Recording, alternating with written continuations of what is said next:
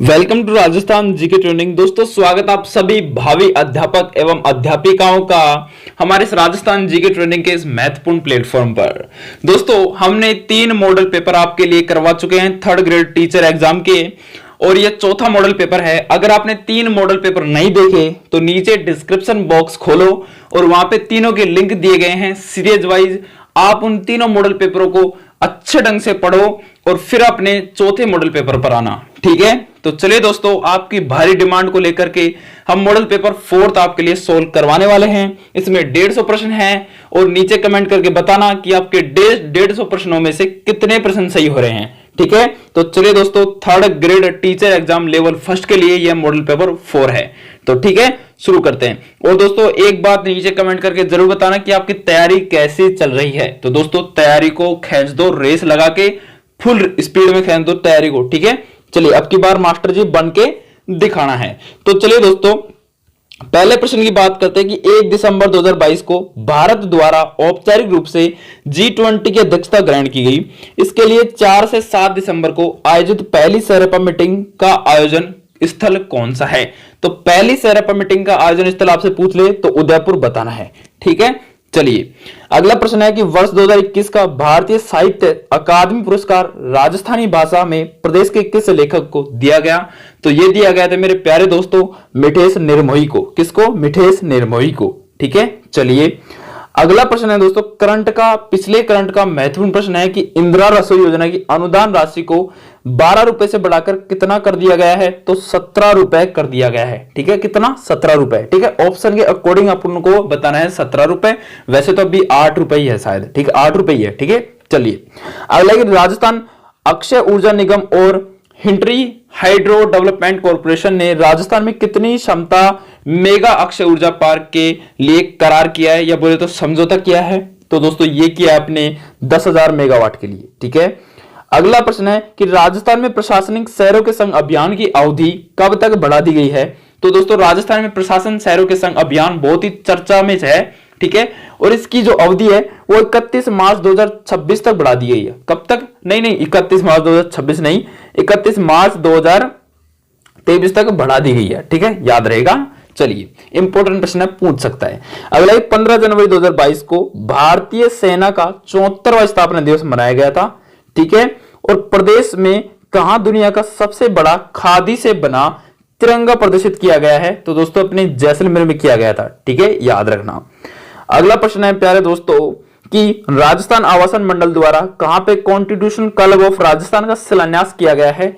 तो इसके बारे में आपसे पूछ ले तो आपको सिर्फ फर्स्ट ऑप्शन राइट आंसर करना है कि जयपुर में, ठीक है। चलिए अगला प्रश्न है कि राज्य में राजस्थानी भाषा साहित्य कला और संस्कृति का म्यूजियम कहां बनकर के तैयार हो रहा है।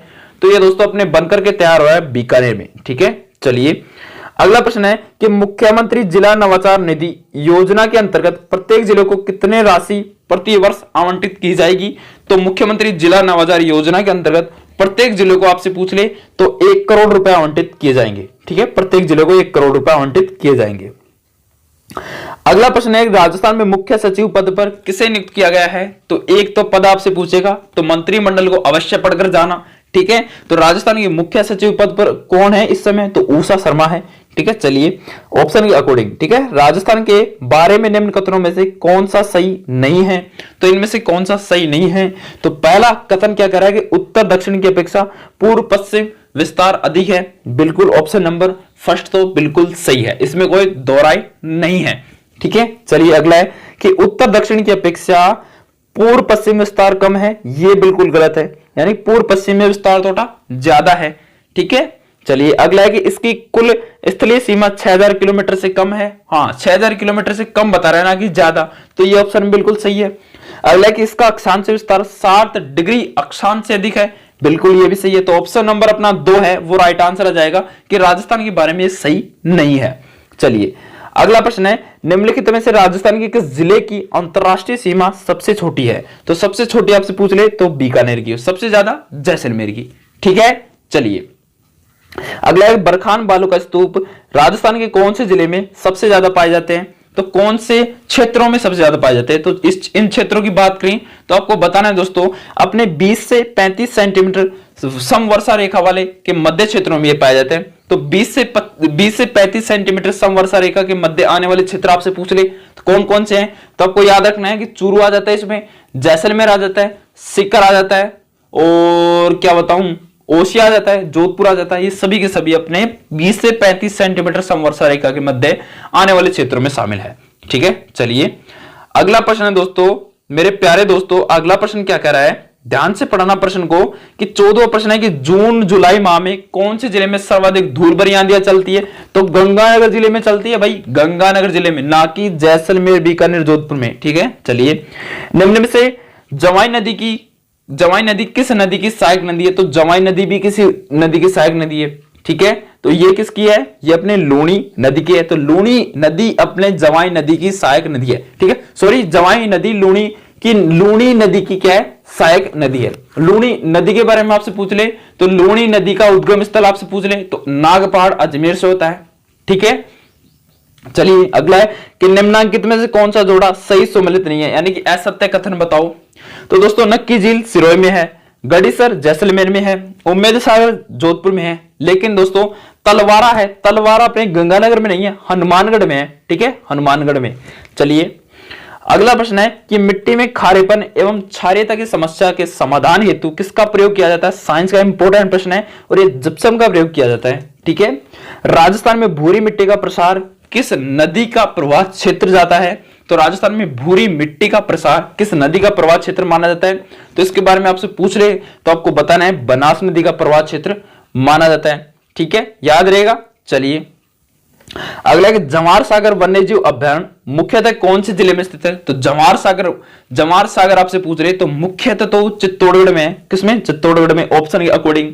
और चित्तौड़गढ़ के साथ साथ कौन कौन से जिले में है, तो 2 जिले और हैं, कोटा और बूंदी और चित्तौड़गढ़। ये इसमें कोटा, बूंदी, चित्तौड़गढ़, ये तीनों जिलों में है कौन सा, जवार सागर वन्यजीव अभ्यारण्य। ठीक है, चलिए अगला कि निम्नलिखित में से कौन सी जलवायु राजस्थान में नहीं पाई जाती, दोस्तों AW पाई जाती है, सबको पता है, CWG पाई जाती है, BWHW पाई जाती है, लेकिन BSKW कौन सी आ गई भाई, हमने तो कभी सुना ही नहीं, ये किस ग्रह से आई है, तो ये अपना कोई मतलब नहीं है, तो राजस्थान की जलवायु से। ठीक है, तो राइट आंसर बी आ जाएगा। अगला प्रश्न दोस्तों इंपॉर्टेंट प्रश्न है, कई बार एग्जाम में पूछा जाता है और शायद आपसे पूछता ही रहेगा कि पूछ क्या रहा है कि राजस्थान में भील और गरासिया लोगों को संगठित करने के लिए संप सभा की स्थापना किसने की थी, गोविंद गिरी ने की थी, सबको पता है, बच्चे को पता है।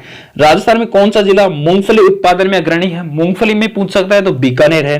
ठीक है, और चने में आपको बताना है हनुमानगढ़। ठीक है, चलिए अगला कि निम्न में से किस जिले में उप उष्ण पर्वतीय वन पाए जाते हैं, तो उप उष्ण पर्वतीय वन पूछ रहे तो सिरोही आपको बताना है, ना कि झालावाड़, बांसवाड़ा, उदयपुर। ठीक है, ये नहीं बताना।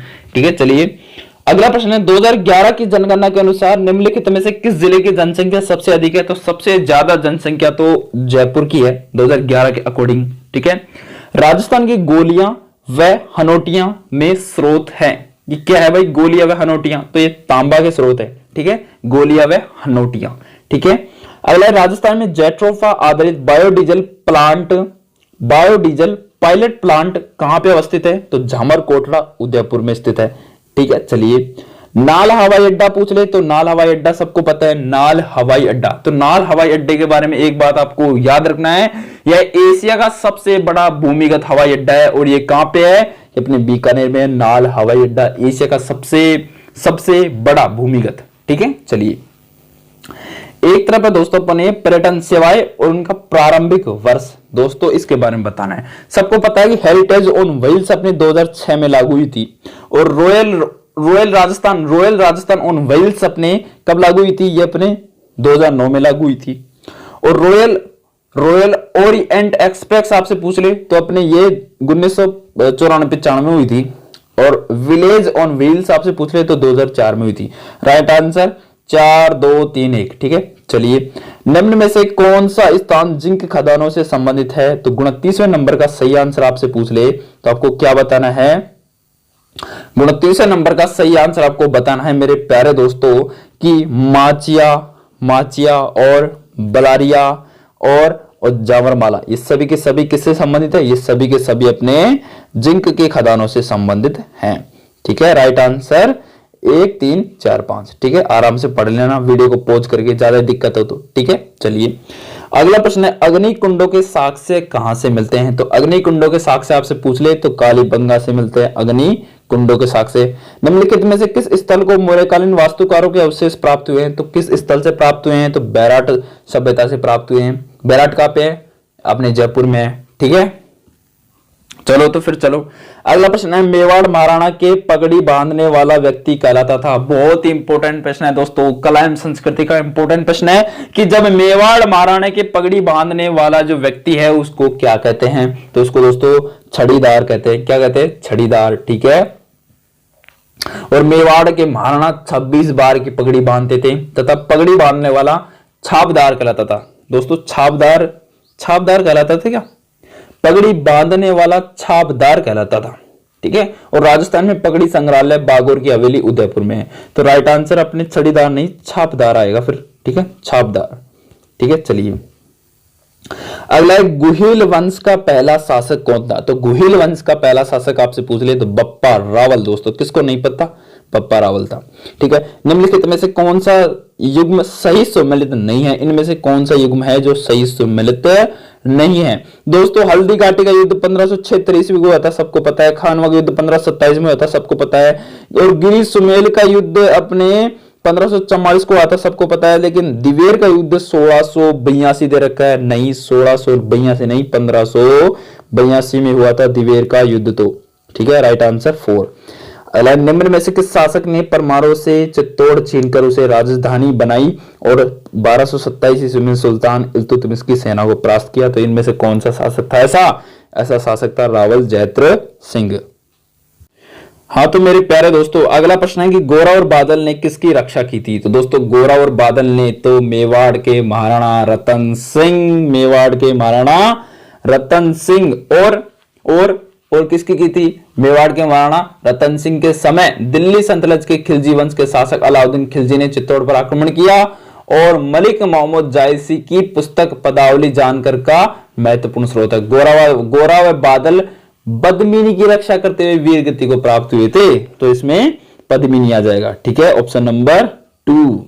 चलिए अगला है कि किस दुर्ग को अबुल फजल ने बख्तरबंद दुर्ग कहा है? तो बख्तरबंद दुर्ग कौन सा है मेरे प्यारे दोस्तों? बख्तरबंद दुर्ग आपसे पूछ ले तो रणथंबोर का दुर्ग बख्तरबंद दुर्ग है और सभी दुर्ग खुले हैं। ठीक है, चलिए अगला 9 मंजिल बावड़ी कहां है तथा उसका निर्माण कौन था? उसका निर्माणकर्ता कौन था? तो 9 मंजिल बावड़ी आपसे पूछ ले तो आपको बताना है दोस्तों अपने नीमराणा अलवर में था और उसका जो निर्माण करता था वो टोडरमल था। कौन था? टोडरमल। ठीक है, चलिए अगला दोस्तों सिरावन से क्या तात्पर्य है? तो सिरावन से आपसे तात्पर्य पूछ ले तो ग्रामीण क्षेत्रों में किसानों का प्रातःकालीन नाश्ता सिरावन कहलाता है। क्या? सिरावन। ठीक है, कौन सा राजस्थान का प्रसिद्ध लोक नृत्य इनमें से नहीं है? राजस्थान का प्रसिद्ध लोक नृत्य पूछा है तो इनमें से कौन सा नहीं है? दोस्तों कच्ची घोड़ी है, कालबेलिया है, भवाई है, लेकिन तुर्रा कलंगी दोस्तों अपने राजस्थान का लोक नृत्य है बिल्कुल भी नहीं है। अगला प्रश्न दोस्तों कि चार वेद क्या है? तो दोस्तों आपसे पूछ ले चार वेद क्या है तो आपको बताना है काव्य से भरपूर एक लोक नाट्य विद्या को चार वेद के नाम से जाना जाता है। ठीक है, चार वेद मूलतः अफगानिस्तान का लोक नाट्य है। पहले यह पश्तो भाषा में प्रस्तुत किया जाता था और राजस्थान में चार वेद लोक नाट्य टोंक में लोकप्रिय है। ठीक है, कहां पे है? टोंक में। ठीक है, अगला कि मांगणियार एवं लंगा लोक कलाकारों को प्रख्यात करने का श्रेय किसे दिया जाता है? तो मांगणियार एवं लंगा लोक कलाकारों को प्रख्यात करने का जो श्रेय है दोस्तों वो अपने कोमल कोठारी को दिया जाता है। अगला प्रश्न दोस्तों कि तिल चौथ या संकट चौथ कब मनाई जाती है? तो तिल चौथ या संकट चौथ आपसे पूछ ले तो माघ कृष्ण चतुर्थी को मनाई जाती है। ठीक है, राजस्थान में ग्रीष्म उत्सव कहां पे मनाया जाता है? तो राजस्थान में ग्रीष्म उत्सव माउंट आबू सिरोही में मनाया जाता है। ठीक है, चलिए और ग्रीष्म महोत्सव के साथ साथ आपसे पूछ रहे दोस्तों कि जिप्सी फेस्टिवल कहां पे मनाया जाता है? जिप्सी फेस्टिवल तो आपको क्या बताना है? जोधपुर में बताना है। और मेवाड़ उत्सव उदयपुर में। अंतरराष्ट्रीय मरु पतंग उत्सव जयपुर एवं जोधपुर में। और एलिफेंट उत्सव यानी कि हाथी उत्सव तो जयपुर में। डेजर्ट फेस्टिवल जैसलमेर में। ठीक है, पोमचा पीला पोमचा क्या काम आता है? तो पीला पोमचा आपसे पूछ ले तो ओढ़ने के लिए काम आएगा, और किसके लिए काम आएगा? तगड़ी पहनी जाती है। तो दोस्तों आपसे पूछ ले तगड़ी कहां पे पहनी जाती है, तो आपको बताना है ए की ऑप्शन, जिसका राइट आंसर आ जाएगा, ठीक है, जिसका राइट आंसर क्या आ जाएगा, तो तगड़ी अपने कमर में पहनी जाती है। ठीक है, प्रताप सिंह बारेट को किस षड्यंत्र के केस के तहत जेल भेजा गया था? तो दोस्तों इनको किस षड्यंत्र के केस में? तो बनारस षड्यंत्र के केस में इनको जेल भेजा गया था। उस स्थान को चिन्हित कीजिए जो लोक देवताओं रामदेव जी से संबंधित नहीं है। इनमें से कौन सा स्थान है जो अपने लोक देवता रामदेव जी से बिल्कुल भी संबंधित नहीं है? तो मसूरिया में है, रुणेचा भी है, पोखरण भी है, लेकिन बनेड़ा अपने लोक देवता किससे संबंधित नहीं है? ये अपने रामदेव जी संबंधित नहीं है। अगला दोस्तों, संत दरियाव जी रामस्नेही संप्रदाय की किस शाखा के प्रवर्तक थे? तो दोस्तों ये अपने रैण शाखा के प्रवर्तक थे। ठीक है, रैण शाखा मेड़ता नागौर। ठीक है, संस्थापक संत दरियाव जी। ठीक है, और खेड़ापा शाखा के पूछ ले तो खेड़ापा शाखा का संबंध जोधपुर से और इसके संस्थापक रामदास जी। और सिंगथल शाखा पूछ ले तो बीकानेर, इसका संबंध बीकानेर से, और संस्थापक पूछ ले तो हरि राम जी। ठीक है, और सापरा संप्रदाय के पूछ ले, सापरा की पूछ ले तो आपको सापरा में क्या बताना है? संस्थापक कौन थे? रामचरण जी। और कहां पे? भीलवाड़ा में। ठीक है, चलिए अगला प्रश्न दोस्तों, कि जयपुर में मीनाकारी की कला किस शासक के काल में आई थी? तो दोस्तों जयपुर में जो मीनाकारी की जो कला है वो अपने किस शासक के काल में आई थी? ये दोस्तों आई थी अपने मानसिंह फर्स्ट के शासन काल में। निम्न में से कौन सा स्थल राजस्थान में 1857 की क्रांति का केंद्र नहीं था? इनमें से कौन सा स्थल है जो राजस्थान में 1857 की क्रांति का केंद्र नहीं था? तो जयपुर नहीं था, और सभी अजमेर भी थे, नीमच भी था, आहुआ भी था। ठीक है, चलिए अगला प्रश्न दोस्तों, कि नीमूचना किसान आंदोलन हत्याकांड राजपूताना के किस रियासत में हुआ था? तो नीमूचना किसान आंदोलन हत्याकांड राजपूताना की रियासत पूछ ले तो दोस्तों अलवर रियासत में हुआ था। ठीक है, चलिए गोविंद गिरी के नेतृत्व में भील आंदोलन को दबाने के लिए मानगढ़ का जन संहार किस वर्ष हुआ था? तो मानगढ़ का जन संहार आपसे पूछ ले तो दोस्तों आपसे क्या पूछेगा? 1913 आपका राइट आंसर आ जाना चाहिए। ठीक है, चलिए निम्न में से किस शैली में मध्यकालीन साहित्यकार रचना रसराज को चित्रण के विषय के रूप में प्रयुक्त किया गया है? तो किस शैली को प्रयुक्त किया गया है दोस्तों? ये अपने बूंदी शैली को प्रयुक्त किया गया है। ठीक है, चलिए अगला प्रश्न है मेरे प्यारे दोस्तों, कि देशी रियासत जो 25 मार्च 1948 को गठित संयुक्त राजस्थान का हिस्सा नहीं है, तो इनमें से कौन सी देशी रियासत है जो संयुक्त राजस्थान का हिस्सा नहीं है? तो आपको बताना है उदयपुर संयुक्त राजस्थान का हिस्सा नहीं था, बूंदी था, सापुरा था, प्रतापगढ़ था। ठीक है, चलिए अगला, स्वतंत्रता सेनानी सागरमल गोपा का संबंध आपसे पूछ सकता है किस जिले से है? तो स्वतंत्रता सेनानी सागरमल गोपा का जो संबंध है दोस्तों आपको एक वर्ड में बताना है। तो सागरमल गोपा कहां के थे? सबको पता होने चाहिए, अपने जैसलमेर के थे सागरमल गोपा। ठीक है, जैसलमेर में जन्मे सागरमल गोपा जीवन पर्यंत अपनी जन्म भूमि के दुखों को दूर करते रहे। इन्होंने अत्याचारी निरंकुश राजशाही का कड़ा विरोध कर जैसलमेर राज्य में राजनीतिक चेतना उत्पन्न करी थी। ठीक है, चलिए रागड़ी और नीमाड़ी की उपबोली किसकी उपबोली है? रागड़ी और नीमाड़ी। तो रागड़ी और नीमाड़ी दोस्तों मालवी की उपबोली है। ठीक है, मालवी की उपबोली है रागड़ी और नीमाड़ी। अगला प्रश्न है कि राजस्थान की एक प्रारंभिक रचना रणमल छंद के रचनाकार कौन थे? तो रणमल छंद के रचनाकार आपसे पूछ रहे तो श्रीधर व्यास थे। ठीक है, राजस्थान में कुदरत सिंह किस हस्तशिल्प से संबंधित हैं? तो कुदरत सिंह आपसे पूछ ले तो आपको बताना है मीनाकारी से संबंधित है। कुदरत सिंह मीनाकारी से संबंधित है कुदरत सिंह। ठीक है, चलिए एक तरफ दोस्तों बोली है और दूसरी तरफ जिला है, तो कौन सी बोली किस जिले में बोली जाती है उसके बारे में अपन को बताना है। तो जगरोती बोली दोस्तों करौली में बोली जाती है, सबको पता होना चाहिए। एक बात तो पता लग गई कि गुरुजी जगरोती बोली अपने करौली में बोली जाती है। चलो भाई ये तो बात आपको पता चली कि जगरोती बोली अपने कहां बोली जाती है? करौली में बोली जाती है।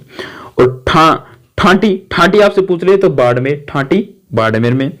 और नागरचोल आपसे पूछ रहे तो नागरचोल तो टोंक की प्रसिद्ध है, और धावड़ी अपने उदयपुर की। तो राइट आंसर 4 3 2 1। ठीक है, ये अपना राइट आंसर आ जाएगा। ठीक है, चलिए अगला, ये पंचायती राज व्यवस्था का शुभारंभ किस जिले में होता? तो राजस्थान के किस जिले में पंचायती राज व्यवस्था का शुभारंभ हुआ था? तो दोस्तों मैं आपको बता दूं नागौर जिले में हुआ था। और कब हुआ था? 2 अक्टूबर 1959 को हुआ था। ठीक है, नागौर जिले में। अगला है कि निम्नलिखित में से किसने राजस्थान में कार्यवाहक राज्यपाल या अतिरिक्त प्रभार वाले राज्यपाल के रूप में शपथ नहीं ली? तो इनमें से कौन सा था वो महान शासक तो आपसे पूछ ले तो श्री सुखदेव प्रसाद ने कभी भी राज्यपाल के रूप में कार्य नहीं किया। ठीक है, चलिए अगला प्रश्न दोस्तों, राजस्थान के किस मुख्यमंत्री की काम चलाऊ सरकार केयर टेकर गवर्नमेंट के विरुद्ध विधानसभा में अविश्वास प्रस्ताव लाया गया था? तो दोस्तों यह प्रस्ताव लाया गया था अपने किसके द्वारा? तो यह प्रस्ताव अपने लाया गया था दोस्तों, ऑप्शन को सही ढंग से पढ़ो और राइट आंसर का चयन करो, तो ये अपने टीकाराम पालीवाल के द्वारा लाया गया था काम चलाऊ सरकार का प्रस्ताव। ठीक है, राजस्थान का राज्य पुष्प आपसे पूछ सकता है दोस्तों, कई बार एग्जाम में भी आता है, तो राज्य पुष्प आपको पता होना चाहिए। चिंकारा अपने राज्य, अच्छा राज्य पुष्प, राज्य पशु पशु पशु पशु तो चिंकारा, राज्य पशु चिंकारा।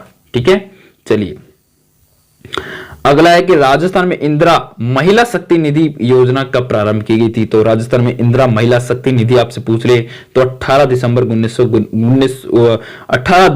2019 को प्रारंभ की गई थी राजस्थान महिला शक्ति निधि योजना। ठीक है, याद रहेगा। तो राजस्थान में इंदिरा महिला शक्ति निधि 18 दिसंबर 2019 से प्रारंभ की गई थी, जिसका मुख्य उद्देश्य आपसे पूछ रहे तो पहला आपको बताना है कि महिलाओं के कौशल विकास के लिए प्रशिक्षण हेतु, दूसरा उद्यम स्थापना में महिलाओं की सहायता करना, और तीसरा पीड़ित महिलाओं के पुनर्वास के लिए सहायता करना, इसका मुख्य उद्देश्य था। चलिए निम्न में से गलत जोड़ा कौन सा है? तो गलत जोड़ा अपन को छांटना है कि इनमें से गलत जोड़ा कौन सा है। तो दोस्तों क्या आप बता सकते हो कि सूर्य मंदिर अपने भरतपुर में है? नहीं, सूर्य मंदिर तो झालरापाटन झालावाड़ में है। ठीक है, मीराबाई मंदिर चित्तौड़गढ़ मेड़ता सही है। एकलिंग जी उदयपुर करणी माता देशनोक, तो राइट आंसर फर्स्ट। चलिए अगला कि निवेश बंधु पोर्टल का शुभारंभ, निवेश बंधु पोर्टल का संबंध किस क्षेत्र से है? वह क्षेत्र कौन सा है? तो दोस्तों वह क्षेत्र अपना निवेश बंधु पोर्टल का संबंध खाद्य प्रसंस्करण उद्योग से संबंधित है। ऐतिहासिक महत्व का स्थल बिजोलिया किस जिले में स्थित है? तो बिजोलिया आपसे पूछ रहे तो बिजोलिया अपने भीलवाड़ा में है। ठीक है, चलिए अगला प्रश्न क्या कह रहा है कि भावना जाट राजस्थान के खिलाड़ियों में से एक जिसने टोक्यो ओलंपिक 2020 में भाग लिया, राजस्थान के किस जिले से है? तो भावना जाट अपने दोस्तों आपसे पूछ ले तो आपको बताना है राजसमंद जिले से है भावना जाट। अगला प्रश्न है कि राजस्थान के निम्नलिखित में से कौन से संवैधानिक पदाधिकारी राज्यपाल द्वारा नियुक्त किए जाते हैं लेकिन उन्हें राज्यपाल द्वारा उनके पद से नहीं हटाया जा सकता? तो इसका राइट आंसर आपसे पूछ ले तो आपको बताना है कि केवल राज्य निर्वाचन आयुक्त और दोस्तों अपने राजस्थान लोक सेवा आयोग के अध्यक्ष। ठीक है, एक बार प्रश्न को सही ढंग से पढ़ो दोस्तों कि राजस्थान के कौन से संवैधानिक पदाधिकारी राज्यपाल द्वारा नियुक्त किए जाते हैं लेकिन उन्हें राज्यपाल द्वारा उनके पद से नहीं हटाया जा सकता? तो दोस्तों राज्य निर्वाचन आयुक्त को राज्यपाल नहीं हटा सकता और राजस्थान लोक सेवा आयोग के अध्यक्ष को, सदस्य को राज्यपाल नहीं हटा सकता। तो राइट आंसर 2 और 3 आ जाएगा। ठीक है, चलिए अगला है कि निम्नांकित कथनों पर विचार कीजिए। तो निम्न कथन है, विचार करना है अपन को, क्यों नहीं करेंगे भाई, जरूर करेंगे। तो कथनों पर विचार करो और राइट आंसर 2। दोस्तों पहला कथन कहता है कि नगर पालिका निर्वाचन में कोई प्रत्याशी एक से अधिक वार्ड में चुनाव नहीं लड़ सकता। यह बात बिल्कुल सही सत्य है भाई। नगर पालिका निर्वाचन में कोई प्रत्याशी एक वार्ड से अधिकतम 4 नामनिर्देशन पत्र दाखिल कर सकता है, ये भी बात सही है। तो राइट आंसर 1 और 2 बिल्कुल सही कह रहा है। चलिए अगला महत्वपूर्ण प्रश्न है कि लघु और सीमांत किसानों को पेंशन के उद्देश्य से प्रधानमंत्री किसान मानधन योजना कब प्रारंभ की गई थी? तो ये प्रारंभ की गई थी 12 सितंबर 2019 को। ठीक है, चलिए भामाशाह योजना की प्रमुख विशेषता कौन सी है? इंपोर्टेंट प्रश्न दोस्तों, इंपोर्टेंट प्रश्न है। वसुंधरा राजे की समय की यह योजना है भामाशाह योजना। इनमें से कौन सी मुख्य विशेषता है भामाशाह योजना की? तो भामाशाह योजना की विशेषता आपसे पूछ ले तो आपको बताना है दोस्तों कि प्रत्येक परिवार की महिला मुखिया के नाम भामाशाह कार्ड जारी किया जाएगा। बिल्कुल ये बात तो सही है। दूसरा क्या कह रहा है कि भामाशाह कार्ड महिलाओं के बैंक खाते से जोड़ा जाता है, बिल्कुल जोड़ा जाता है। और तीसरा क्या कहे, विभिन्न नगद लाभों को लाभार्थियों के बैंक खाते में हस्तांतरित किया जाएगा, बिल्कुल सही है। तो यानी कि कुल मिला के 1 2 3 सही है। और चौथा क्या कह रहा है कि सभी गैर नगद लाभों को भी लाभार्थी के बैंक खाते में हस्तांतरित किया जाए। गैर नगद, गैर तो आएगा ही नहीं। ठीक है, तो राइट आंसर 1 2 3 यानी कि 1 2 3 सही। Third option. प्रश्न है 75वां कि केंद्र सरकार की कौन सी योजना असंगठित क्षेत्र के कर्मचारियों हेतु केंद्रित नहीं है? इनमें से कौन सी योजना है जो कर्मचारियों हेतु केंद्रित नहीं है। तो दोस्तों 75वें प्रश्न का राइट आंसर तो आ जाएगा इसका कि दीनदयाल उपाध्याय अंत्योदय योजना कर्मचारियों हेतु केंद्रित नहीं है, ठीक है, और सभी की सभी कर्मचारियों हेतु केंद्रित है, ठीक है। प्रधानमंत्री श्रम योगी मानधन योजना है, स्वावलंबन स्कीम है और अटल पेंशन योजना है, ठीक है। चलिए अगला एक स्वच्छ भारत मिशन कब शुरू किया गया था। दोस्तों स्वच्छ भारत मिशन आपसे पूछ ले तो आपको बताना है 2 अक्टूबर 2014 को शुरू किया गया था, ठीक है, अपनी गांधी जी की जयंती पर, ठीक है। चलिए अगला प्रश्न क्या कह रहा है कि भारत में मरु विकास कार्यक्रम कब शुरू किया गया था। तो भारत में मरु विकास कार्यक्रम पूछ ले तो 1977-78 में शुरू किया गया था। अगला कि राष्ट्रीय शिक्षा नीति 2020 का उद्देश्य कब तक स्कूली शिक्षा में 100% शिक्षा के सार्वभौमिकरण का लक्ष्य रखा गया है। तो राष्ट्रीय शिक्षा नीति 2020 का उद्देश्य कब तक सरकारी स्कूली शिक्षा में 100% शिक्षा के सार्वभौमिक का लक्ष्य रखा गया है। तो इसका राइट आंसर आपसे पूछ ले तो इसका राइट आंसर आपको क्या देना है दोस्तों, आपको देना है 2030 तक, ठीक है। चलिए कुछ कंप्यूटर के महत्वपूर्ण क्वेश्चन है कि DISE नामक सॉफ्टवेयर के डाटा बेस का प्रथम संस्करण 1995 के मध्य कौन सी संस्था द्वारा जारी किया गया था। दोस्तों ये अपने NIEP संस्था द्वारा जारी किया गया था। अगला है साइकोलॉजी का महत्वपूर्ण प्रश्न कि शिक्षा के अधिकार अधिनियम के अंतर्गत निम्न में से क्या शिक्षक के कार्य नहीं माने जाते। तो दोस्तों शिक्षा के अधिकार अधिनियम के अंतर्गत निम्न में से शिक्षक के कार्य नहीं माने जाते। दोस्तों नहीं माना जाता कि शिक्षक को खुद को व्यक्तिगत ट्यूशन में व्यस्त रखना चाहिए। दोस्तों ये शिक्षक का कार्य नहीं माना जाता, एक सरकारी कर्मचारी को ट्यूशन नहीं खोलना चाहिए, ठीक है। चलिए अगला है कि भारत में शिक्षा नीति आई है। तो दोस्तों भारत में शिक्षा नीति कब आई है। तो दोस्तों भारत में शिक्षा नीति 3 बार आ चुकी है अब तक। ये कब 1968 में, ठीक है, ठीक है, और 1986 में और 2020 में, ठीक है, यानी उपरोक्त सभी। चलिए अगला है कि वर्ष 2020 में किस मंत्रालय का नाम बदलकर शिक्षा मंत्रालय दिया गया। तो दोस्तों अपने किस मंत्रालय का नाम बदल के शिक्षा मंत्रालय दिया गया था। तो मानव संसाधन विकास मंत्रालय का नाम बदल के शिक्षा मंत्रालय रखा गया था, ठीक है। अगला प्रश्न है कि एक पाठशाला में 151 छात्र हैं। एक पाठशाला में कितने छात्र हैं? 151। तो शिक्षा अधिकार कानून 2009 के अनुसार कौन उस पाठशाला में अध्यापकों की संख्या इस प्रकार होनी चाहिए। यानी कि मान लीजिए एक पाठशाला में कोई एक विद्यालय है, उसमें 151 छात्र हैं, कुल मिला के 150 छात्र हैं। तो शिक्षा अधिकार कानून 2009 के अनुसार उस पाठशाला में अध्यापकों की संख्या कितनी होनी चाहिए। तो दोस्तों शिक्षा अधिकार कानून के अनुसार उस जो पाठशाला में है वो 5 प्राथमिक अध्यापक एवं 1 प्रधानाध्यापक होना चाहिए। यानी कि कुल मिला के 6 अध्यापक होने चाहिए।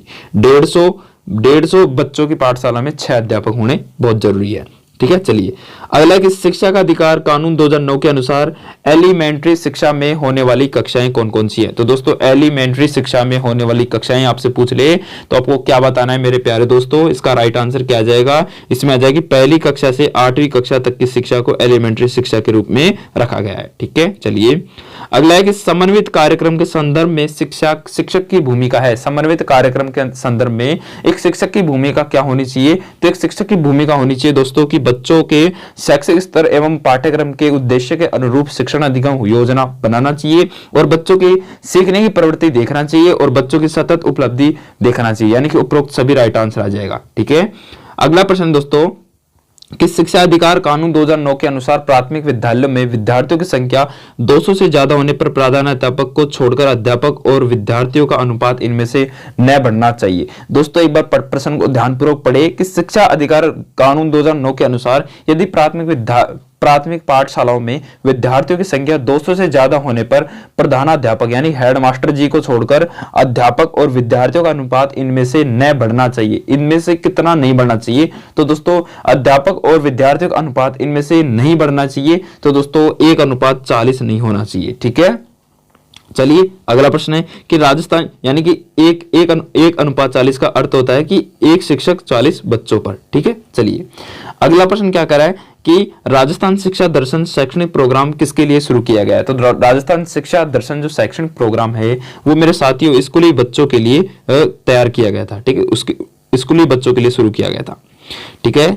अगला प्रश्न क्या कह रहा है कि उपचारात्मक शिक्षण यानी कक्षा 9 से 12 तक के कार्यक्रम कब से प्रारंभ किया गया। तो दोस्तों उपचारात्मक जो शिक्षण है वो कक्षा 9 से 12 तक का कार्यक्रम कब से प्रारंभ किया गया था। तो दोस्तों ये अपने किया गया था 14 जुलाई 2022 से। ठीक है। अगला कि बच्चों के लिए मुफ्त एवं अनिवार्य शिक्षा कानून 2009 के निम्न में से किस भाग को बच्चों के लिए निःशुल्क एवं अनिवार्य शिक्षा कानून 2019 द्वारा संशोधित किया गया है। तो इसका राइट आंसर आपसे पूछ ले तो आपको बताना है भाग 16 में। ठीक है। चलिए अगला प्रश्न है कि आरटीई एक्ट 2009 की धारा 12(1) ग के अनुसार प्रत्येक निजी विद्यालय को एंट्री लेवल कक्षा में कुल प्रविष्ट बालकों उसी कक्षा की कितनी प्रतिशत सीमा तथा तक दुर्बल असुविधाग्रस्त समूह के बालकों को निःशुल्क प्रवेश देना होगा। तो 90 का राइट आंसर आपको पूछ ले तो आपको बताना है 25% तक। ठीक है। चलिए अब कुछ हिंदी के महत्वपूर्ण प्रश्नों की बात कर लेते हैं। दोस्तों हिंदी का महत्वपूर्ण प्रश्न है कि अनुभूति शब्द का विग्रह कौन सा है। तो दोस्तों अनुभूति शब्द का विग्रह आपसे पूछ ले तो आपको क्या बताना है। अनुभूति शब्द का विग्रह दोस्तों अनु प्लस भूति। ठीक है। इनमें से सर्वनाम से बनी भाववाचक संज्ञा कौन सी है। तो इनमें से कौन सी सर्वनाम से बनी भाववाचक संज्ञा है। तो दोस्तों लिखावट नहीं है, लड़कपन नहीं है, छुटपार नहीं है, इनमें से अपनापन है एक सर्वनाम से बनी भाववाचक संज्ञा। ठीक है। जब दो या दो से अधिक क्रियाएं मिलकर किसी पूर्ण क्रिया को बनाती है तब वह क्रिया कौन सी कहलाती है। तो वह क्रिया कहलाती है दोस्तों कौन सी क्रिया, संयुक्त क्रिया कहलाती है। ठीक है। अगला प्रश्न है कि सजल किस प्रकार का शब्द है। दोस्तों सजल एक प्रकार किस प्रकार का शब्द है। सजल दोस्तों एक विशेषण प्रकार का शब्द है। ठीक है। किस वाक्य में पुरुषवाचक सर्वनाम का यूज नहीं हुआ है। तो इनमें से दोस्तों किस वाक्य में पुरुषवाचक सर्वनाम का वाक्य सर्वनाम नहीं है। तो इनमें से किस वाक्य में पुरुषवाचक सर्वनाम नहीं है। तो दोस्तों ऐसा प्रश्न आ जाए तो आपको क्या देना है कि एक एक को पढ़ना है कि आप यहाँ बैठिए तो इनमें तो है। ठीक है पुरुषवाचक सर्वनाम। हम स्कूल जा रहे हैं इनमें पुरुषवाचक सर्वनाम है। उसमें धैर्य की कमी है इसमें भी है। सामान कौन लाएगा तो इसमें पुरुषवाचक सर्वनाम नहीं है, सामान कौन लाएगा। ठीक है। चलिए अब कुछ इंग्लिश के महत्वपूर्ण प्रश्न है कि Sachin is an indifferent student, he is often all at sea. तो दोस्तों 96 वाले प्रश्न में आपसे राइट आंसर पूछ रहे तो आपको बताना है कंप्लीटली कंफ्यूज्ड। ठीक है। Completely confused. अगला कि choice the correct indirect conversation of speech from the question give below. तो दोस्तों क्वेश्चन दे रखा है कि he said to me what are you doing. तो दोस्तों he said to me what are you doing. तो इसका जो करेक्ट जो आंसर आ जाएगा वो 97 का दोस्तों।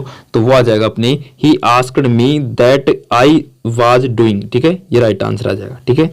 अगला प्रश्न दोस्तों कि which the following passive voice sentence is correctly structure. तो दोस्तों इसमें से अपन को छांटना है कि पैसिव सेंटेंस की करेक्टली जो स्ट्रक्चर है वो कौन सी आ जाएगी। तो राइट आंसर आपसे पूछ रहे तो आपको बताना है कि वुमेन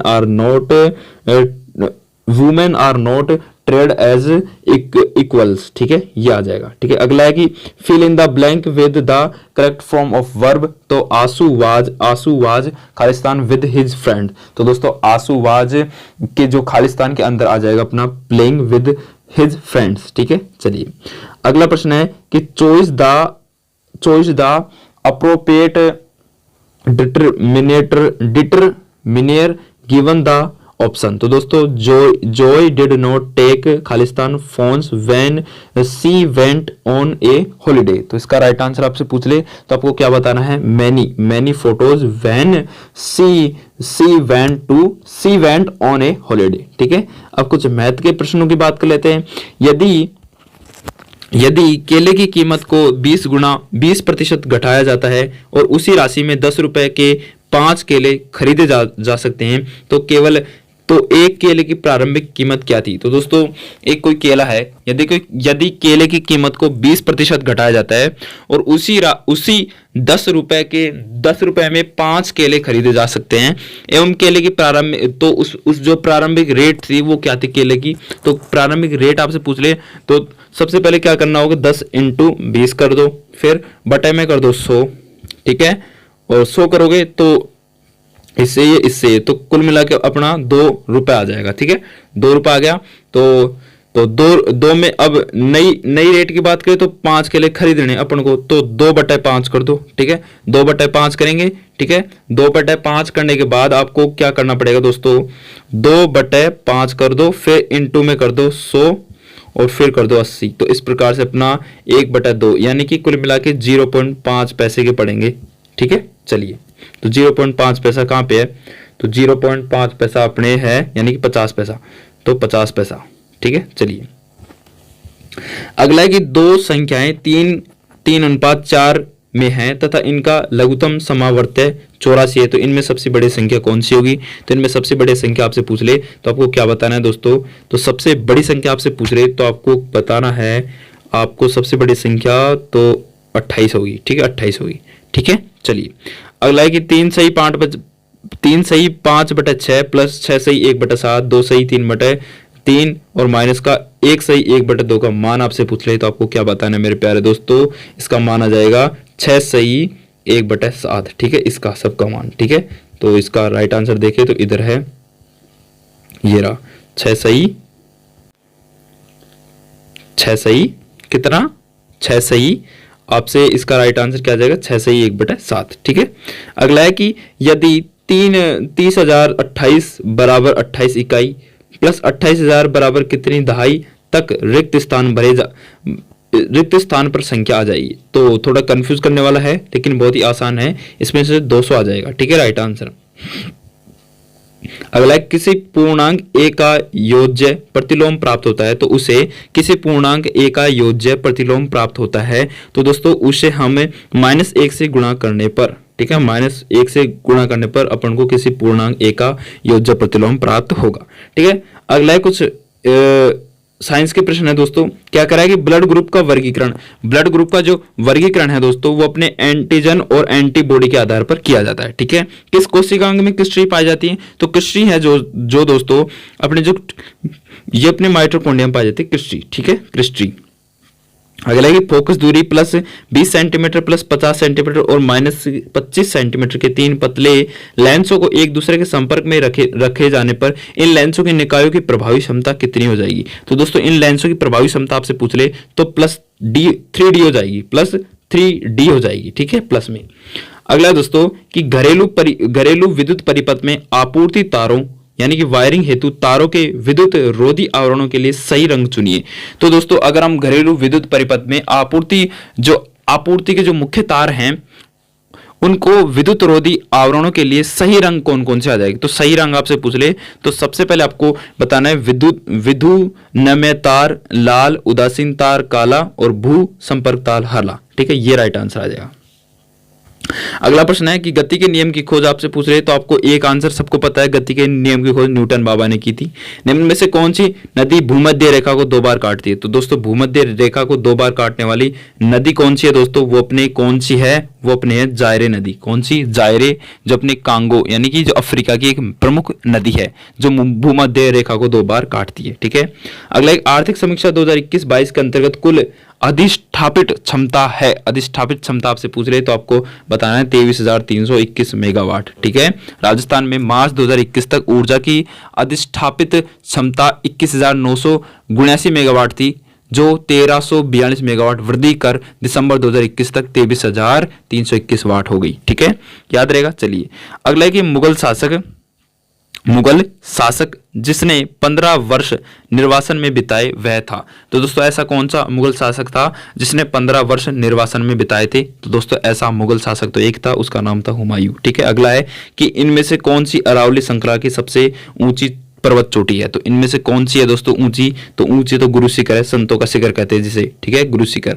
ठीक है, चलिए अगला प्रश्न है राजस्थान के निम्नलिखित जिलों को पूर्व से पश्चिम की ओर सही क्रम में व्यवस्थित करो, तो पूर्व से पश्चिम की ओर सही क्रम में व्यवस्थित कर लेते हैं। तो इनमें से सबसे पहले बूंदी के बाद आएगा अजमेर के बाद पाली और बाड़मेर, यानी कि खुद ब खुद ही क्रम में है 1 2 3 4। ठीक है, राइट आंसर 1 2 3 4। अगला है कि भाषा अर्जन क्षमता किस सिद्धांत से संबंधित है, तो दोस्तों भाषा अर्जन जो क्षमता है वो किस सिद्धांत से संबंधित है, तो चॉस्की के सिद्धांत से संबंधित है। ठीक है, इनमें से कौन सा परिवीक्षित अध्ययन उपागम का सोपान नहीं है। तो इनमें से कौन सा परिवीक्षित अध्ययन उपागम का सोपान नहीं है? तो इसका राइट आंसर है दोस्तों कलात्मक परियोजना। ठीक है, कलात्मक प्रयोजन। ठीक है, अगला है कि प्रतिलेख में विद्यार्थियों को किस आकार के अक्षर बनाने होते हैं? तो प्रतिलेख में विद्यार्थियों को दोस्तों किस आकार के अक्षर बनाने होते हैं? तो उन्हें किसी भी आकार के अक्षर बना सकते हैं, विद्यार्थी को कोई रोक टोक नहीं है। ठीक है, किंडरगार्टन जर्मन भाषा का शब्द है जिसका सही अभिप्राय क्या होता है? तो किंडरगार्टन का सही अभिप्राय होता है दोस्तों बच्चों का बाग। ठीक है, किंडरगार्टन। ठीक है, चलिए हाँ, तो दोस्तों ये प्रश्न क्या कह रहा है कि the oral errors of the student can be best corrected if the teacher. तो 120 नंबर के प्रश्न का सही आंसर आपसे पूछ ले तो 120 नंबर के प्रश्न का सही आंसर ये तो आने वाला नहीं है। ठीक है, चलिए अगला कौन सा आ सकता है? तो ये आंसर इसका सही आंसर आ जाएगा। आप अच्छे से पढ़ के सही जवाब ढूंढ सकते हैं और भी आसानी से। ठीक है, चलिए अगला है दोस्तों कि in which method mother tongue demoted in the teaching of English. तो 121वें नंबर का राइट आंसर आपसे पूछ रहे तो आपको क्या बताना है दोस्तों कि ट्रांसलेट कैम ग्रामर मेथड। ठीक है, ये आ जाएगा। ठीक है, थर्ड अगला है कि choice the correct option which is not a technique of speaks English, यानी कि स्पीकिंग स्किल। तो इसका राइट आंसर आपसे पूछ ले तो राइट आंसर आ जाएगा मॉडल रीडिंग। ठीक है, चलिए अगला प्रश्न दोस्तों कि the teaching material should be in according with the mental age and should have relevance is real life struggle structure। क्या कह रहा है ये पता नहीं। It's main changes of. चलिए दोस्तों मैं आपको सीधे सीधे इसका आंसर ही बता देता हूं। इसका आंसर आ जाएगा प्रिंसिपल्स ऑफ स्किल सिलेक्शन। ठीक है, चलिए अगला दोस्तों, अगला प्रश्न क्या कह रहा है कि घोड़े को पानी के पास तो ले जाया सकता है परंतु पानी पीने के लिए बाध्य नहीं किया जा सकता, यहाँ किस कमी की ओर उल्लेख किया गया? बहुत ही इंपॉर्टेंट प्रश्न दोस्तों। आप मुझे इसका जवाब नीचे कमेंट में भी दे सकते हैं कि क्या कह रहा है कि घोड़ी को पानी के घोड़ा है जिसको पानी के पास तो ले जाया जा सकता है परंतु उसे पानी के लिए बाध्य नहीं किया जा सकता। यहाँ पे किस कमी की ओर उल्लेखित किया गया है? तो यहाँ पे किस कमी की ओर उल्लेखित किया गया है ये कमी अपन को बतानी है। तो दोस्तों अभिप्रेरणा की कमी है उसको। ठीक है, अभिप्रेरणा की कमी है, मोटिवेशन की कमी है बस। ठीक है, चलिए अगला है कि व्यवहारवाद उपागम के प्रमुख समर्थक हैं। व्यवहारवाद उपागम के प्रमुख समर्थक आपसे पूछ ले तो कौन कौन से हैं? तो दोस्तों अपने स्किनर है व्यवहारवाद के और वाटसन है। Option number 2, 3। ठीक है, किस विधि में विशिष्ट से सामान्य की ओर जाते हुए हम गणित के सूत्रों की रचना करते हैं? तो ऐसी कौन सी विधि है दोस्तों? इसमें से विधि आ जाएगी दोस्तों अपने कौन सी? आगमन विधि। ठीक है, मूल्यांकन प्रक्रिया किससे संबंधित होती है? तो दोस्तों मूल्यांकन जो प्रक्रिया है वो शिक्षण उद्देश्यों से, मूल्यांकन प्रविधि से और अधिगम अनुभव से, यानी कि इन सभी से मूल्यांकन प्रक्रिया संबंधित होती है। मूल्यांकन प्रक्रिया अपने संबंधित होती है। ठीक है दोस्तों, अगला है कि विज्ञान की कार्य पुस्तिका शिक्षण की किस अवस्था पर विद्यार्थियों के लिए सहायक होती है? तो इसका राइट आंसर है दोस्तों विज्ञान की जो कार्य पुस्तिका है वो शिक्षण कि किस अवस्था पर विद्यार्थियों के लिए सहायक होती है? तो ये होती है दोस्तों अपनी किस अवस्था पर होती है? ये होती है अपने आत्मसातीकरण की अवस्था पर। ठीक है, समस्या समाधान उपागम है। तो दोस्तों समस्या समाधान उपागम है, किसका उपागम है दोस्तों? ये अपने शिक्षार्थी केंद्रित है समस्या समाधान उपागम। ठीक है, प्रस्तावना का मूल आधार क्या है? दोस्तों प्रस्तावना का मूल आधार आपसे पूछ ले तो आपको क्या बताना है? प्रस्तावना का जो मूल आधार है वो पूर्व ज्ञान है। ठीक है, प्रस्तावना से पाठ आरंभ होता है। ठीक है, याद रहेगा ना, प्रस्तावना से पाठ आरंभ होता है। प्रस्तावना का मुख्य उद्देश्य है प्रश्नों की सहायता से पूर्व ज्ञान की जांच, छात्रों को नवीन ज्ञान ग्रहण करने के लिए तैयार करना तथा ज्ञान प्राप्त करने के लिए उनको क्या करना? वातावरण उत्पन्न करना। ठीक है, चलिए अगला है कि शिक्षण कौशलों को सर्वप्रथम प्रस्तावित किया था किसके द्वारा? शिक्षण कौशलों को प्रस्तावित किया गया था तो LNM रेयन के द्वारा किया गया था। ठीक है, अगला प्रश्न है कि प्रोजेक्ट एक समस्या मूलक कार्य है जिसे समाधान उसके प्राकृतिक वातावरण में रहते हुए किया जाता है। उपरोक्त कथन किसका है? तो दोस्तों उपरोक्त कथन क्या कह रहा है कि प्रोजेक्ट एक समस्या मूलक कार्य है जिसे समाधान उसके प्राकृतिक वातावरण में रहते हुए ही किया जा सकता है। ये उपरोक्त कथन है दोस्तों, ये अपने किसका है? स्टीवेशन का है, ठीक है। गामक कौशल संबंधित नहीं है। इनमें से गामक कौशल किससे संबंधित नहीं है? तो दोस्तों अक्षरों में भेद नहीं कर पाना, ये गामक कौशल का गामक कौशल संबंधित नहीं है इससे, ठीक है। अगला प्रश्न है ग्लोब उदाहरण है। दोस्तों ग्लोब किसका उदाहरण है? तो अपेक्षित सामग्री का उदाहरण है ग्लोब, ठीक है। अपेक्षित सामग्री का उदाहरण है ग्लोब, ठीक है। अगला प्रश्न क्या कह रहा है, देखिए कि अगला प्रश्न कह रहा है दोस्तों कि निम्न में से कौन सा सामाजिक विज्ञान का लक्ष्य नहीं है? तो इनमें से कौन सा सामाजिक विज्ञान का लक्ष्य नहीं है दोस्तों? तो इनमें से दोस्तों बौद्धिक एवं मानसिक विकास है, अवकाश के समय सदुपयोग है, सामाजिक परिवर्तन लाने में सहायता करता है, बिल्कुल शिक्षण शिष्टाचार, ये अपने सामाजिक विज्ञान का लक्ष्य नहीं है।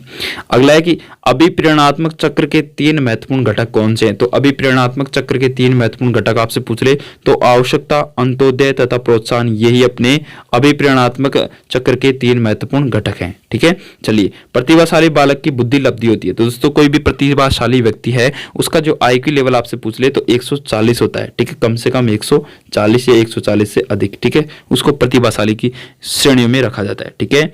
अधिगम निर्योग्यता वाले बच्चे, अधिगम निर्योग्यता वाले बच्चे किस प्रकार के होते हैं दोस्तों?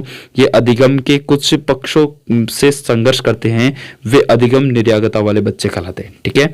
अगला है कि निम्न में से कौन सा कक्षा में सीखने को प्रभावित करने वाला मनोवैज्ञानिक कारक है? तो इनमें से कौन सा कारक है जो कक्षा में सीखने को प्रभावित करता है? तो इनमें से दोस्तों कारक पूछ रहे तो आपको करना है कि अभिप्रेरणात्मक एवं संवेगात्मक अवस्था, ठीक है। चलिए, यही है जो कक्ष में सीखने को प्रभावित करने वाला मनोवैज्ञानिक कारक है। निम्न से किस सिद्धांत को पुनर्बलन का सिद्धांत भी कहते हैं? तो इनमें से कौन सा सिद्धांत है जिसे पुनर्बलन का सिद्धांत भी कहते हैं? तो क्रिया प्रसूत अनुबंध सिद्धांत को पुनर्बलन का सिद्धांत भी अपन कह सकते हैं, ठीक है। अगला प्रश्न है कि व्यक्ति को चित्रों की एक श्रृंखला दिखाई जाती है और उसे एक कहानी बनाने के लिए कहा जाता है, यह प्रक्षेपी तकनीकी में प्रयुक्त किया जा सकता है। तो यह किस तकनीकी, कौन सी तकनीकी में प्रयुक्त किया जा सकता है? तो दोस्तों ये अपने कथानक प्रेक्षण में उपयोग किया जा सकता है, ठीक है। खालिस्तान ने बहुबुद्धि का सिद्धांत प्रस्तावित किया था। तो दोस्तों बहुबुद्धि का सिद्धांत अपने किसके द्वारा प्रस्तावित किया गया था? तो हार्वर्ड गॉर्डनर के द्वारा प्रस्तावित किया गया था बहुबुद्धि सिद्धांत, ठीक है।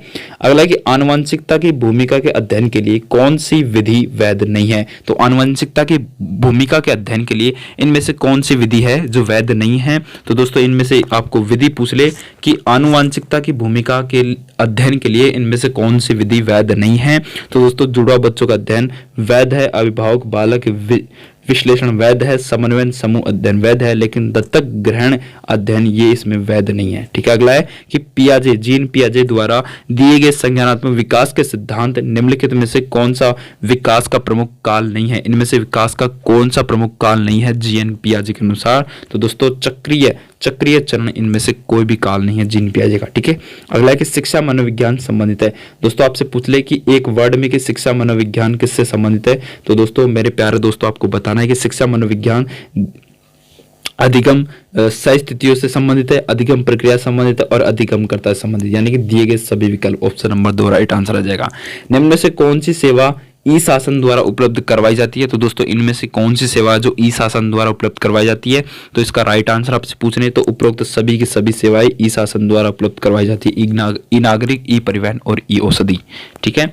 अगला है कंप्यूटर का ऑपरेटिंग सिस्टम सही व्यक्ति की पहचान कैसे करता है? तो कंप्यूटर का ऑपरेटिंग सिस्टम है वो सही व्यक्ति की पहचान दोस्तों किस तरह से करता है? तो पासवर्ड पूछकर करता है, ठीक है, पासवर्ड पूछकर, ठीक है। अगला प्रश्न है निम्नलिखित में से कौन सी अधिगम परिस्थिति आभासी अधिगम वातावरण का रूप नहीं है? तो आभासी अधिगम वातावरण का रूप इनमें से कौन सी नहीं है? तो विचारात्मक और विवेचनात्मक अधिगम अपने वातावरण का रूप नहीं है, ठीक है। निम्नांकित में से किसे कंप्यूटर का मस्तिष्क कहा जाता है? दोस्तों आप सबको पता है कि CPU को अपने कंप्यूटर का मस्तिष्क कहा जाता है, ठीक है। सेंट्रल प्रोसेस यूनिट इसकी फुल फॉर्म होती है CPU की, ठीक है। निम्नलिखित में से यूटिलिटी सॉफ्टवेयर कौन सा है? तो दोस्तों यूटिलिटी सॉफ्टवेयर आपसे पूछ रहे तो आपको बताना है लिकनर अपने यूटिलिटी सॉफ्टवेयर है, ठीक है।